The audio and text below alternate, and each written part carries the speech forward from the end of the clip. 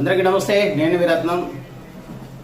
ఈరోజు అనంతపురంలో నిన్న జరిగినటువంటి సూపర్ 6 సూపర్ హిట్ అనేటువంటి కార్యక్రమాన్ని దిగ్విజయంగా పూర్తి చేయాలనేటువంటి సంకల్పంతో గత వారం రోజుల నుంచి 60 నుంచి 70 మంది ఎమ్మెల్యేలు, అదేవిధంగా ఒక 10 మంది దాకా మినిస్టర్లు, వీళ్ళందరూ చాలా వరకు కృషి చేసి నిన్న ఆ జరిగినటువంటి ఆ సభా కార్యక్రమానికి శ్రీకారం చుట్టారనే చెప్పాలి.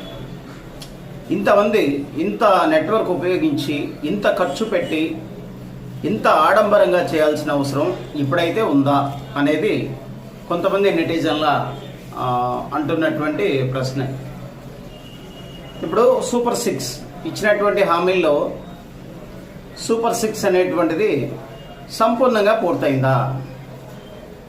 సంపూర్ణంగా పూర్తయితే ఇలాంటి విజయోత్సవ సభ అంటే సూపర్ హిట్ అనేటువంటి కార్యక్రమాన్ని పెట్టాలి. ఇచ్చినటువంటి హామీల్లో ఇంకా కొన్ని ఉన్నాయి, అన్నీ పూర్తవ్వలేదు.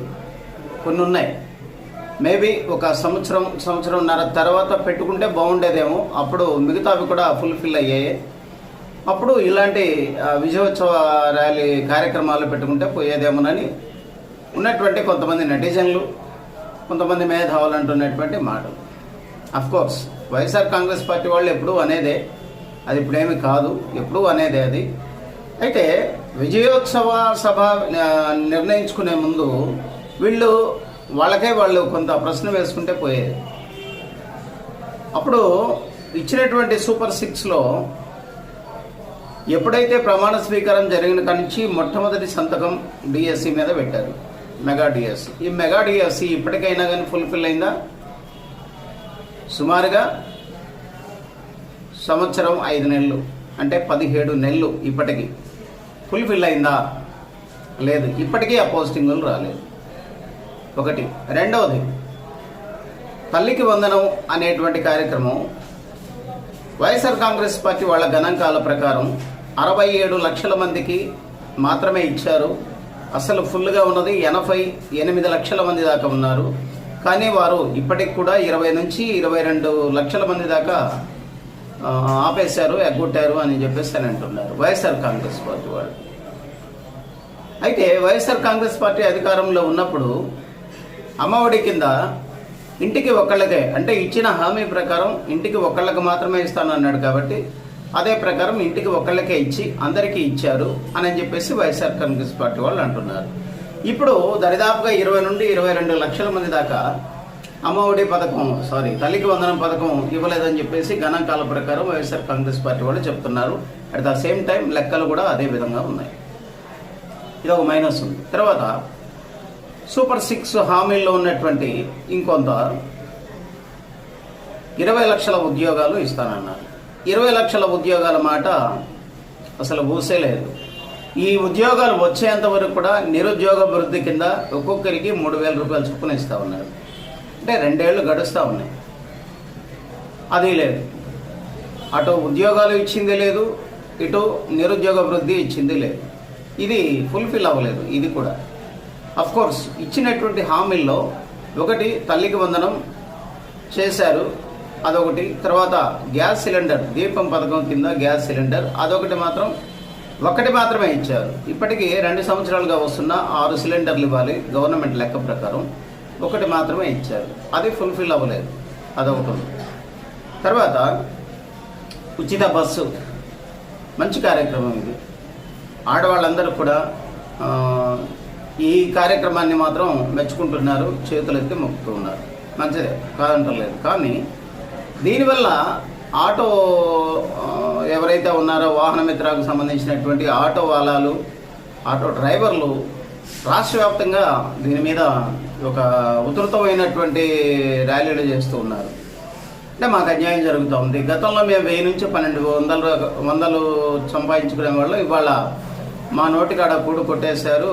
రోజుకి 300 కూడా లాగలేకపోతున్నాం. మా కుటుంబాలను ఎలా బ్రతికించుకోవాలి?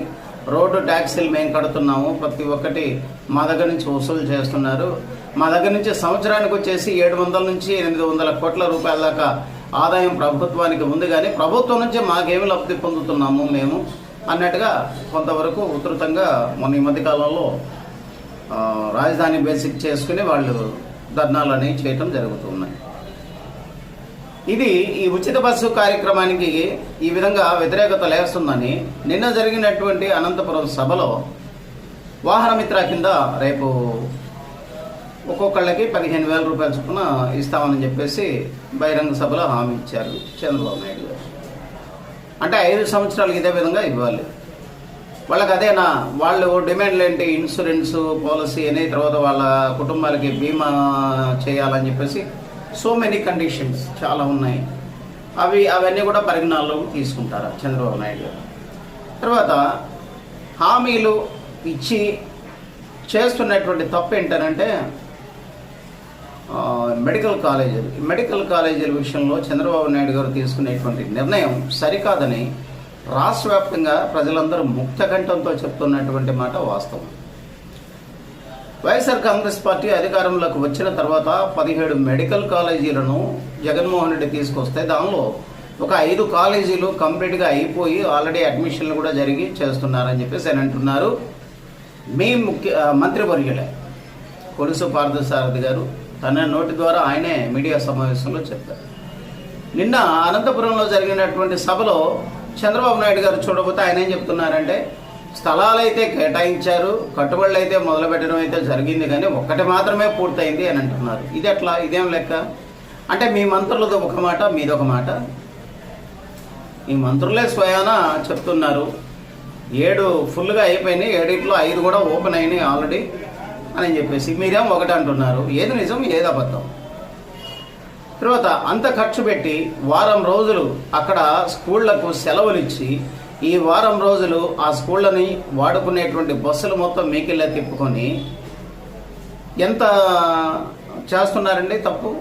గతంలో వైఎస్ఆర్ కాంగ్రెస్ పార్టీ వాళ్ళు జగన్మోహన్ రెడ్డి చేస్తే ఇదే మీరు ప్రతిపక్షంలో ఉన్నప్పుడు ఎంత హంగామా చేశారు.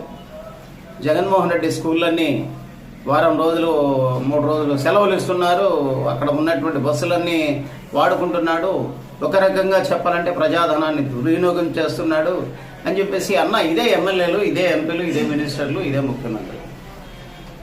అవునా కదా? ఇప్పుడు మీరు చేస్తుంది ఏంటి?